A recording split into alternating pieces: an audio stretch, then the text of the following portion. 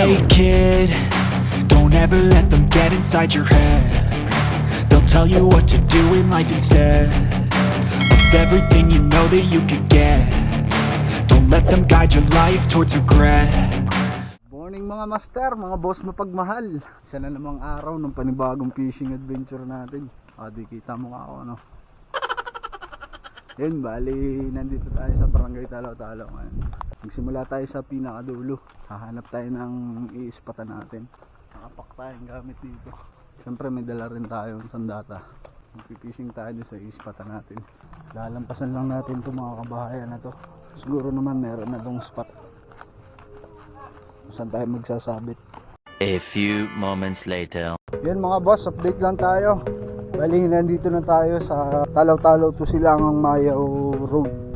May naisip kasi akong ispatan natin dun sa bababa tayo ng tulay tapos papasok tayo dun sa mangrove forest. Hanap tayo dun nung may masasabitan natin at makakapag-fishing din tayo. Para makapagluto na tayo ng makakain natin. Kasi nakakagutom na rin eh. Ngali na kasi. Sana makadali tayo ng isda. Para meron tayong maihaw.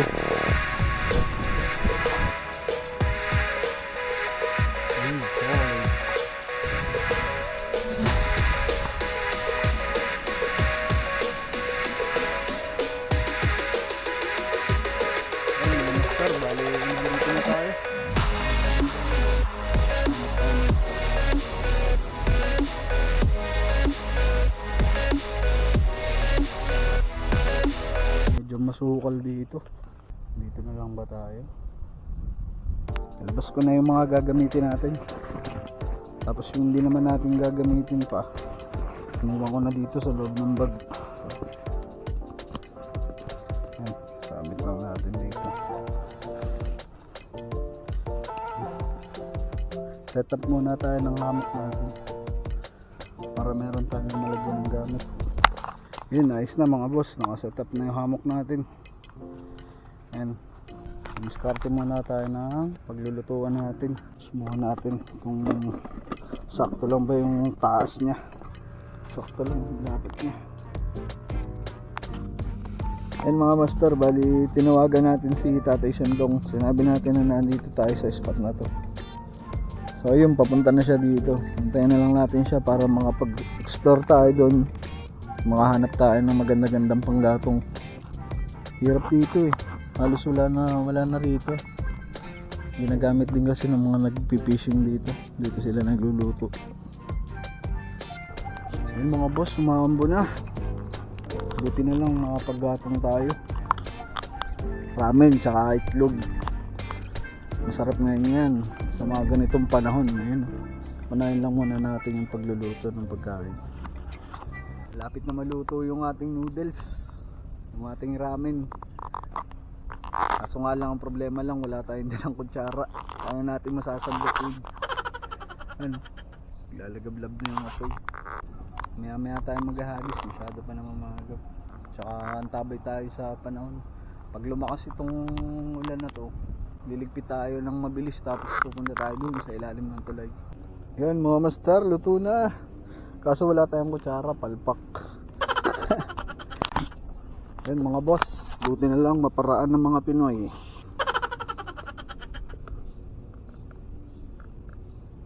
Ay, quality. Yan mga master, kain tayo. Sarap po. Yun, ito yung maganda kapag may dala tayong duyan pag nagpipishing tayo, diba? A few moments later.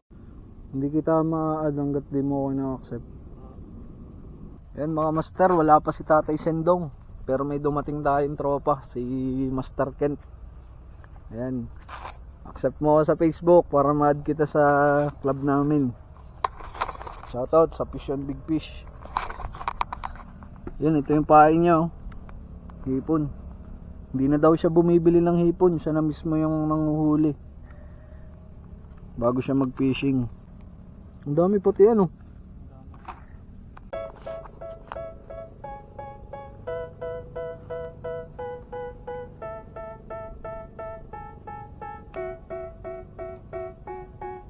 They tell me that I'm never gonna make it. They want me to do something that could make sense. They hate when I keep dreaming I'll be famous, but I don't give a fuck, I'ma keep chasing.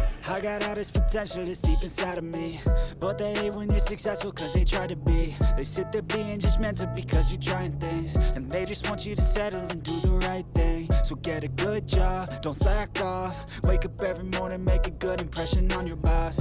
Don't do anything that I wouldn't do, and when you're making money, make sure you don't spend it too soon. Sarap mag-fishing ano, kahit walang nahuli ano.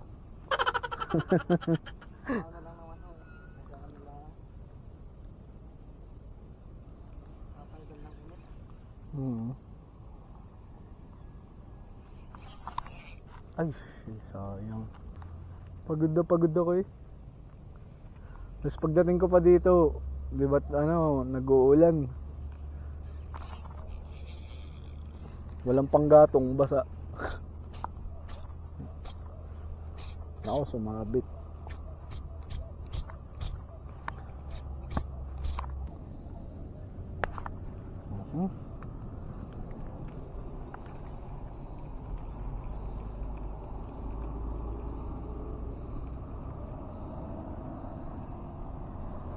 Ayun mga master, binigyan tayo ng hipon.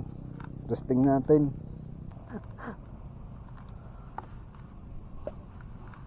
Babaw nga lang.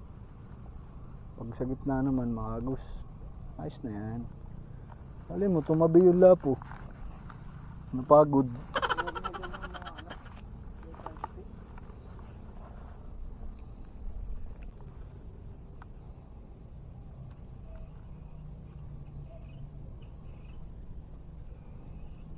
Sa dulo mo na hawakan, baka maputol yung rod mo. Sige nga, naputol local yung nasa ano. Yung may piso yung nasa ano lang. May maganda dito. Ang gagawin mo, alisin mo na tong tape. Tapos, patong mo siya, di ba? Nakapatong na, yung ganito. Talian mo ng sinulid. Sa paikot lang. Tapos, pag natalian mo ng sinulid, papatakan mo siya ng shoe glue, yung mga sinulid. Tapos, iano mo siya. Paliit naman to eh. Gaganan mo siya, ikot-ikutin mo. Hanggang matuyo. Uwi ka na. Biling ko na yung hipon mo. Uwi ka na pala eh. Gagamitin mo pa ba yan? Matawagan si Tatay Sindong, matutuwa yun. Hello sir, Lazada po. Lazada po ito, Lazada. Asan ka na? Nakabili ako ng buhay na hipon. Bilisan mo. Sige. Ayun mga master, update lang tayo. Umuwi na nga pala si Master Kent, yung kasama natin dito kanina. Marami pa siyang pain. Bumahagi tayo ng pain. Yun. Bali binibili natin lahat, kaso nga lang kalahati lang yung binenta niya sa atin kasi sisigang daw niya para may mauwi siya. Sarap nga naman ngayon, may sabaw sa mga ganitong maulan ng panahon. Ayun, buhay na buhay yung ating hipon. Salamat Master Kent. Bali mga master, tinawagan ko siya, yagyag na dito yun, sigurado. Ano? May huli? May huli? Wala. May dumating kanina dito na batang Mami Miwas din.